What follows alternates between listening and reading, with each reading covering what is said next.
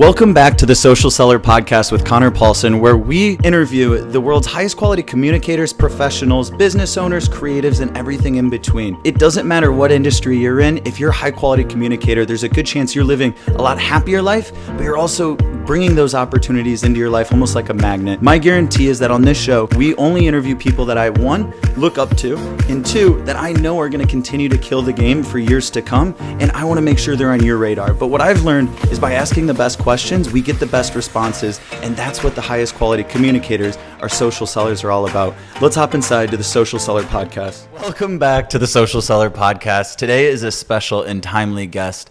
We have Colt Mosdef. Not only in the house, I'm in his house, and this is Metro here too, his pup. He might be hopping in. Now, I'm excited, and I say this is timely because Colt is not only a good friend, someone I've known for over at least a year. 3 years now, I think. Okay, yeah, I was going to say, you were one of the first people, because I've only been here 3 years, so that means, damn, that was right when we got here. Right. And you are killing it in a handful of ways, the brands and content you create, how you help people, but it's in the crypto space, and you've traded foreign exchange, and we'll talk about that. But I mean, you're 24 years old, man. You're killing it. Yes, sir. And I'm excited to dive into some of the questions that I've wanted to ask and just haven't come up yet in conversation. So bringing it up, I know you were born in Orange County. Yeah. What brought you to San Diego? So growing up in Orange County, I always saw that there's these people that have this luxury lifestyle, but really what brought me out to San Diego is I've always wanted to live in a high-rise. And there aren't too many high-rises out in San Diego or in Orange County.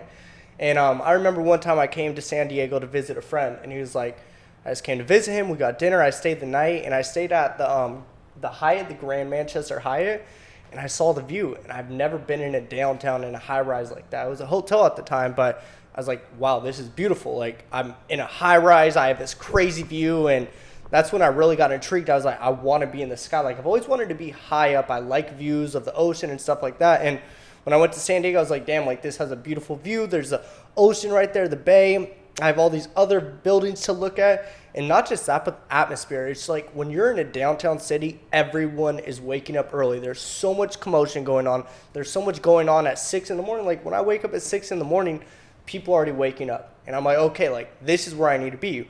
Versus Orange County, where I lived in Tustin, it was like a small town. Like, everyone's just going at their pace. There's a lot of old people there, and no one's really on that grind mentality. And I've read this quote a couple of times. You probably heard it as well, but it's like the biggest hack is leaving your hometown. And that's what I did when I was 19. I moved to Newport Beach. It was a couple miles away from my hometown. Got in a much better lifestyle and environment, and just everything clicked because I was out of my comfort zone. But long story short, I came to San Diego to get a new change of environment and just to be around more quality people because there wasn't those type of people where I was from. Thank you, man. Mm-hmm. Exceptional communicator, social seller. Now, I love it because you grew up in Orange County where you're a part of Southern California, and a lot of people around the world would say, oh, Orange County is like a dream place to potentially live, right? Oh, yeah. And now that I've lived here 3 years and got to experience Southern California, I see more of like how the different parts are vastly different crowds and what appeals to people. Mm-hmm. So I think it's interesting that you experience San Diego, and that's what I hear is very common for a lot of us, because my story is so similar. I haven't heard the quote about leaving your hometown. I've heard variations of something leaning towards it. Mm-hmm. And in a way, I feel bad saying it because I feel like I'm letting down like my hometown or like the people like that in some way it's not good enough for me. And that's not true in any way, right? Like it's awesome. But just what we want in life, San Diego, for whatever reason, seems to provide it. Eh? Yeah. Don't get it twisted, God. I love Orange County. It is beautiful, but I just found San Diego more of a place to be. Right. And laws of proximity, right? You and me want to surround ourselves ideally around people we look up to, right? Because it's the easiest way to learn. But if there's other people, and like we've all talked about why we all decided to live downtown versus on the beach, and there's different parts, right? You can live, and you really, when you consciously choose your environment and opportunity costs for you and me, I know we both value our networks, mm-hmm. and that's what this kind of lifestyle can provide in certain ways. And I know we've worked for it. Now, 24 years old, grew up in Orange County, got to San Diego a few years ago. And can you explain what got you into Forex? Or beforehand, what level of education did you get into? Because I know your top level trader, but like I'm just curious, what level of education did you get to, and then what led you to Forex? Yeah, so I specialized in Forex. When I got involved, I was a junior in high school, 17 years old, going on 18. And it's crazy because when I started Forex, like, it took off real quick. And the way that I got involved in Forex is I was getting in a ton of trouble when I was younger. I was remembering there's a month when I was a junior in high school. When I was 17, I got caught for possession of alcohol at school. Then the next month after that, I got caught for having possession of alcohol at the beach. And then a month after that, I got caught for shoplifting. And the thing is, like, I grew up in a family of alcoholics, so it's like kind of in my genes where I could fall into that, like, downward spiral of being an alcoholic or doing drugs or something like that. So it was already in my genes, so very easy for me to do it. But I was getting in so much trouble. And I remember I have an older brother. I'm so thankful I have an older brother because one day he told me, as I was getting in so much trouble, he's like, Colt, you need to realize that the things that you're doing with your life aren't just affecting your life and where you're going to be, but you're affecting our father's life. And you want to know how? I was like, how? He's like, you're slowly but surely killing him. I was like, how do you mean that? He's like, you're causing so much stress in his life, he can't work. He can't provide for the family. And I don't have a mom in my life, so my dad is the sole provider, taking care of 4 children. I was the youngest, but it was like so much stuff was going on that I was causing, and I kind of had to take a second and reflect and be like, okay, I need to understand that what I'm doing isn't just like affecting my life, but it's really causing a lot of problems for the entire family. And even my dad, he told me, he's like, look, Colt, like, if you cannot do something positive, if you can't find a job, you're going to get kicked out of the house. That's what really hit me. It's like my own dad doesn't love me. I don't have a relationship with my own father, and he doesn't respect me at this point in time. And you're 18 years old? 17. 17. Oh, so you're getting all this trouble, and then he's like, get a job. Or you're out. So went and looked for a lot of jobs. I remember I was going to work at a grocery store, Rouse. I was going to be a courtesy clerk, bagging our parents' groceries and everyone in the hometown. And I was like, I don't want to do that. Fuck that. So I didn't say fuck that. Like, I was like, I need to work. But I failed the drug test because I was smoking weed at the time, didn't get the job. And I got so desperate to find work that I put an ad on Craigslist. Craigslist out of all the fucking places, bro. And I said, I need a job ASAP. And that's when I'm going to keep it real short with you, but there are a lot of scam offers. And then there's this guy, Marvin Jones, that reached out. He's like, yo, Colt, like, I saw your ad. I want to help you out. But me at the time, I had like a big ego and a small bank account. Like probably a lot of you watching right now. And I'm going to be real as fuck. At the end of the day, if anything that I say offends you, it was meant for you. But at the time, like, I had a big ego and a small bank account, and I was just passing over opportunity. But long story short, I was like, all right, I need to do something. So I got involved in a multi-level marketing company that was involved around Forex, started learning how to do sales, investing. Obviously, at the time, I wasn't, like, really involved in the investing aspect. I was like, all right, how can I make quick money? And that's where sales came in. So started selling people, got involved in building a network, and then started investing as I started making money. But it took off. Long story short, when I was 17, I was like literally at a make or break point in my life. And a lot of other people in my life, like, I was hanging around the wrong people, just doing the wrong stuff, and got to a point where I was like, all right, I can go down point A, where it's just going to be destruction. My life is not going to end well in the next 3 years, or point B, where I could go down this road. And I started hanging out with much better quality people, started learning more about myself, doing self-development, which is crucial. Out of all the stuff that I have in my life today, I love who I am today. Because when I look back at my 17-year-old self, I'm not just like, oh, I'm that same person. I'm like, damn, I grew up. I was a little boy back then, but now I'm a fucking man. Yeah. But it really changed. And when I was 19, I had a 6-figure income. My life completely changed. Got my own apartment, started living my dream lifestyle, driving exotic cars, just going fucking crazy. And life just changed so quickly, and that's because I made the change. I was like, I do not like who I am, and I need to make a change. And I realized that nothing was going to change until I made a change. And that's like shifting my paradigm and thinking, okay, like I was born in an average family. I can be average. Or I can think back to when I was 8 years old, when I was watching people drive Lamborghinis and living this amazing lifestyle. I'm like, damn, like, I can have that as well. But it all started because I really told myself, like, that's what I want. And I'm willing to sacrifice a lot of things to get to where I wanted to be. And it fucking clicked, bro. Everything clicked real quick.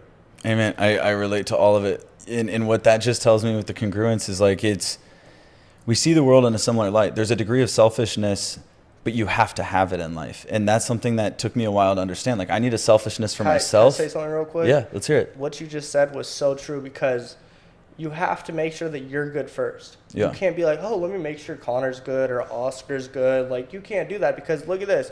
When you're on a fucking airplane, when they're going over the guidelines and the rules, what do they say about the whole mask thing? Yeah, let's just speed this up and say the plane's going down. Yeah, but when they say that, like, when the oxygen mask drops, what do they say? Do they say put the mask on the person next to you or your mask on first? Right. They say put your mask on first and then help the other person if you can. Otherwise, you're useless. So true. You're gone. Right? So it's so planes true. going down, and you have both your kids. You have your little boy and your little daughter next to you. Yeah. It's like if you don't get yourself, your kids, there's no way they're gonna figure it out. Sally's 3, and Exactly. Just to go back to the point, in another area I relate. What's up, Metro? Metro booming, and I got in trouble too, and it started in kindergarten.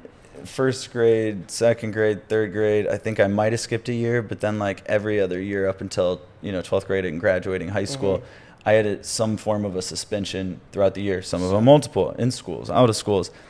And I remember sitting in there, and there were these back rooms where you just, if it was in school, it was terrible. I mean, both of them were terrible. Detention rooms, was it? No, for this, because it was a smaller school, right? It was like this back concrete room. It was just like you kind of sat by yourself, and it was secluded from everything, facing concrete, like these big concrete blocks, and you're just facing the corner the whole day. Wow. And so you get to reflect, though, and I think there's always value in reflecting if you value it, and then you take action. And I remember telling myself, like, I was like, shit. Like, something's wrong with me. Like, I just legitimately thought, I was like, no one else in my grade seems to get in trouble. Like, it seems like they keep just telling me, Conor, think before you speak. And, like, everyone said it, but I just didn't know how to apply it. Like, I don't know. There were so many things. And so I was always pushing the limits, pushing the boundaries with teachers. And to me, it was almost fun. And I don't want to say it was boring at times, but, like, it made it more stimulating in ways. I'm proud of that now. Not that I hurt anyone, because I don't think I really did, but it's like, it's the fact that I'm proud of all that, some form of adversity, and me fucking up to some degree, and like me disappointing my dad time after time after time. And now looking back, though, right, like Steve Jobs says, you can't connect the dots looking forward, it's only looking back. And I see how that also made me an edgier human being, someone that's willing to take more risks and willing to push the boundary, right? And that works pretty well in entrepreneurship if you can channel it right. You still have to do risk analysis, right? So I relate on so many levels there, and I have a good feeling that you and me could both go on, and we don't necessarily, we'll wait for like our next interview to go on, but I bet there's a similarity on both of our relationships with our father and what that looks like growing up to like when we felt at our lowest, what our relationship looks like today. Oh, and I'm amazing. Exactly. Me too. My dad is amazing. Right. And I know there is just turbulence, and for the, being a son, we have these ways of thinking. Like we always want to make sure we're like making our father proud. And a lot of that, it's like, I have to one up my father, or, and I'm saying this based on like some of the readings that the books recently, and I think it brings up interesting conversations, but I want to also mention, because you and me were both beyond pumped to do this, and we did it pretty quick. Yeah. Simply because crypto is going insane. And you are someone that's not only in the Forex realm, you are one of the most notable influencers in this space, providing and helping people. I mean, you've had hundreds, if not thousands, of students for years now. Mm-hmm. I mean, when you had success at 19, you're one of those unicorn stories of like someone at 19 does X amount, 6 figures plus per month. Yeah. Now, what got you into crypto? And I guess if you want, just dive in. For anyone listening that's like, why is everyone talking about crypto? Like, this is annoying. This has been going on for years, if not like the last year. It seems like it's picked up, and like, why is everyone posting about it? I'm getting excited. I wanted to be able to talk about this, and I am not an expert by any means, but I have gotten involved. I started in January.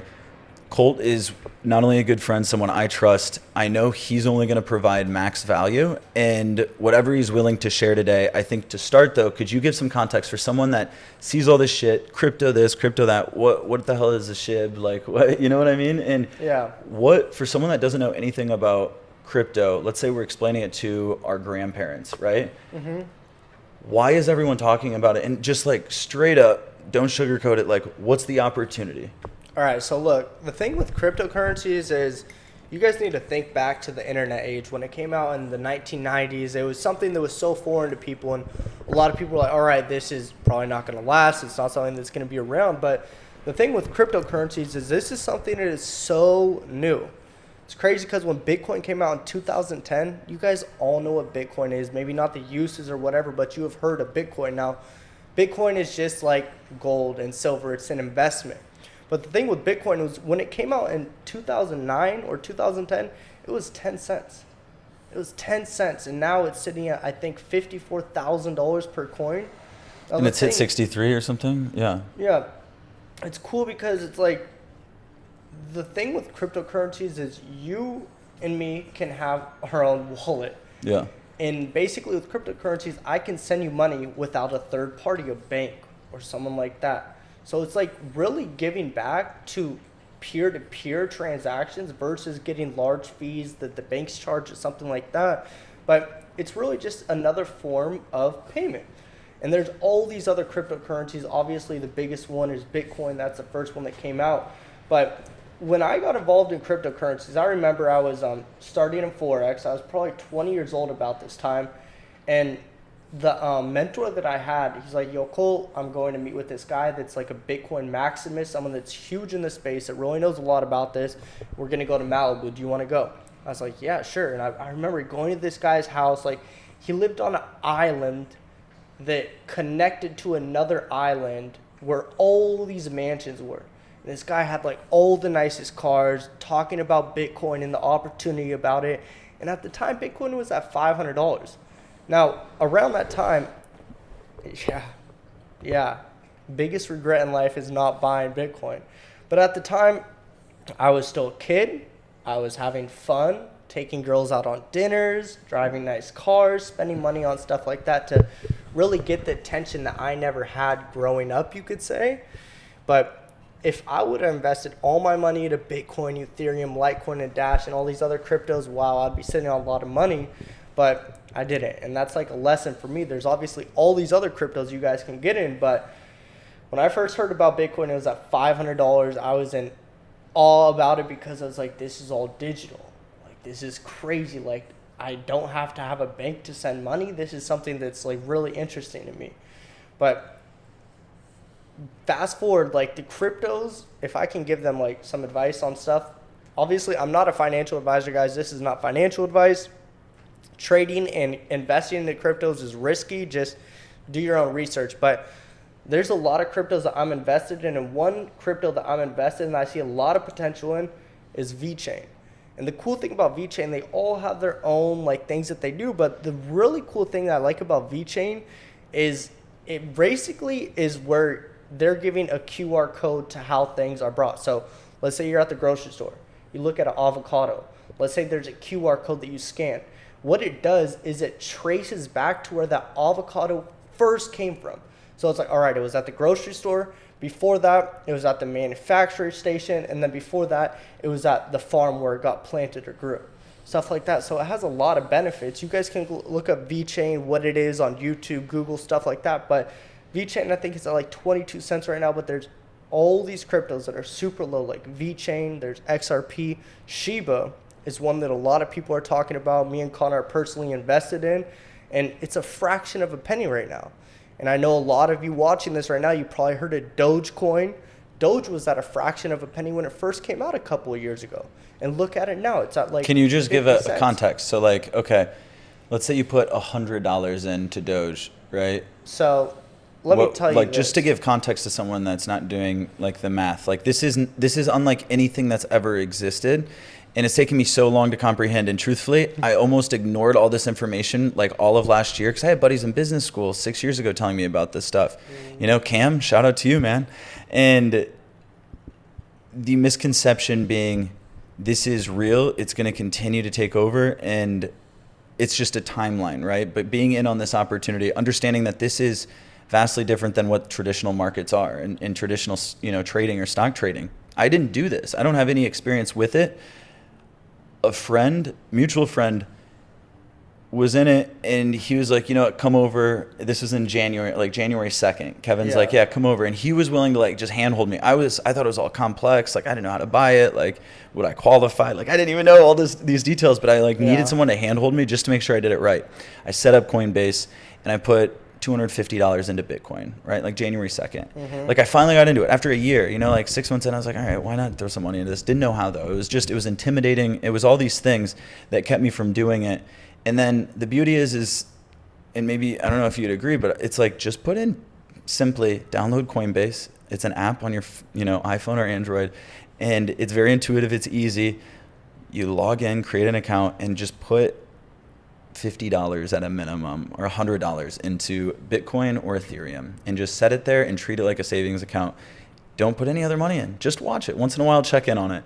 That's what I did, not thinking anything, right? I was like, whatever. And I just saw it, like it became so fun almost in a way, because I saw money moving, and it was the mindset of like, make your money work for you. But it's in this new way that like I understand and I comprehend, and it's real time. And it doesn't turn off like the normal markets where, we're on the West Coast 3 hours ahead, right? It's 24/7. And it's so connected. What excites me is what the future looks like. And I don't know exactly what it looks like, but I see this as the future, because this is what puts the power back in the hands of people. This is right? something Banks don't control anything. This is so new, but there's a lot of cryptocurrencies out there, and a lot of them don't have any value. They're going to fall off. So they're kind of like seeing, okay, what are we going to do with this one? What can this be? But one crypto that I'm really, really have a lot of money invested in is XRP Ripple. Me too. There's someone that I follow on YouTube. He's called The Bearable Bull. That's his channel, and he talks about it every day. And I know you guys are probably seeing this. You're like, oh, the SEC is in a lawsuit with Ripple right now. Like, they just won it. I heard yesterday they announced. Doesn't mean anything. I don't know if I wasn't saying that, but like that doesn't mean anything. They're in a lawsuit, but it can it might be over or whatever it is. I haven't really checked up on it in a couple of days, but it's just same thing with Ethereum. Like, I was in Ethereum when it was at $6. And now it's at $4,000+ right now. Yeah. So it's like there's a lot of potential for a lot of people. And the thing that a lot of people do not understand is our grandparents were raised in the Great Depression, and they had to work very hard. They had a hard life. Yeah. They implemented that same work discipline and work ethic into our parents. And what did our parents do? They brought it down to us, and they said, look, you need to work hard. Like, bro, I grew up with my parents like, you need to find a job, you need to do this. And now we're in the digital age where shit is different. It is not the same. Yeah. Like, there's people like Shiba, when it first came out, or a month ago. Shiba is a coin, something that's being talked about intensely right now. Like, by far, as of today, present day, May 12th, it's probably the most talked about right now. But Shiba, when about a month and a half ago, I put in, I think, $1,000 or $2,000 into Shiba. And as of today, I'm sitting on $15,000. Like, you're never going to find that ROI. Like, just this week, it went up 2,200%. And that's a crazy ROI. Investors, a lot of hedge funds and banks, like, what they're looking at is a 30% ROI a year. So to see this stuff happening is absolutely insane. And there's kids that are, no offense, just don't have any common knowledge, that are just like, oh, let me put in this. They're looking at Reddit, and people are getting fucking rich off investing a couple $100s. So obviously the thing that I got to really put out there is this is not going to last long. So if you guys are watching this right now, I suggest that you guys start researching into cryptocurrencies, because there's a lot of unregulated cryptocurrencies. Obviously, all the cryptos are unregulated right now, but there's a lot of meme currencies and things like that are exploding, doing thousands of percents in ROI a week, a month. And that's not going to be around a long time because the U.S., the government is going to come in and regulate it.